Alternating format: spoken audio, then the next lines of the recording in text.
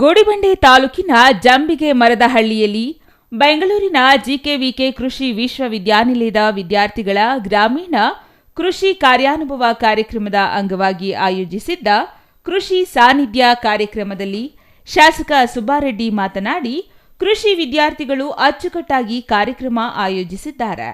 ಕೇವಲ 3 ತಿಂಗಳಲ್ಲಿ ಕೃಷಿ ಆಧುನಿಕ ಪದ್ಧತಿ, ಸಾವಯವ ಯಂತ್ರೋಪಕರಣ ಸೇರಿದಂತೆ ಹಲವು ಪದ್ಧತಿಗಳನ್ನು ಪರಿಚಯಿಸಿದ್ದಾರೆ.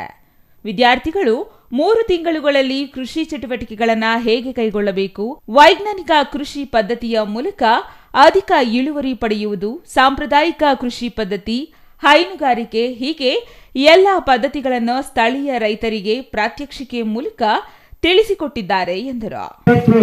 ಒಂದು ಕಾರ್ಯಕ್ರಮ ನಿಜವಾಗ್ಲೂ ನಾನು ನೋಡ್ತಾ ಇದ್ದಂಗೆ ನಮ್ಮ ರೈತರು ಇದನ್ನು ಅಳವಡಿಸಿಕೊಂಡಾಗ ನಿಜವಾಗ್ಲೂ ತಾವು ಆರ್ಥಿಕವಾಗಿ ಸಬಲರಾಗ್ತಿರುತ್ತೆ. ಯಾಕಂದ್ರೆ ನಾನು ನೋಡಿದೆ ಪಾಪ ಅವರು ಒಂದು 3 ತಿಂಗಳಲ್ಲಿ 90 ದಿವಸದಲ್ಲಿ ಈ ಥರ ಬೆಳೆದಿದ್ದಾರೆ ಅಂದರೆ ಖುಷಿ ಆಗ್ತಾ ಇದೆ.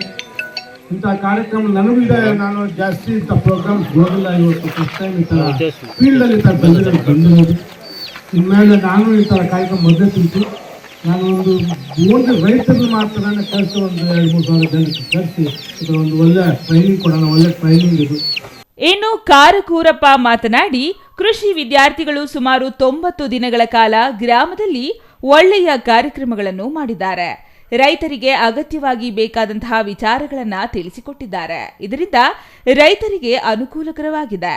ಈ ಕಾರ್ಯಾಗಾರದಲ್ಲಿ ಬೇರೆ ರಾಜ್ಯಗಳ ವಿದ್ಯಾರ್ಥಿಗಳು ಭಾಗವಹಿಸಿದ್ದಾರೆ. ತಮ್ಮ ಕುಟುಂಬ ಬಿಟ್ಟು ಇಷ್ಟು ದೂರ ಬಂದು ಗ್ರಾಮೀಣ ಭಾಗದ ರೈತರಿಗೆ ಅರಿವು ಮೂಡಿಸುವ ಕೆಲಸ ಮಾಡಿರುವುದು ಶ್ಲಾಘನೀಯ ಎಂದರು. Satish Babu, CTV news, Gudibande.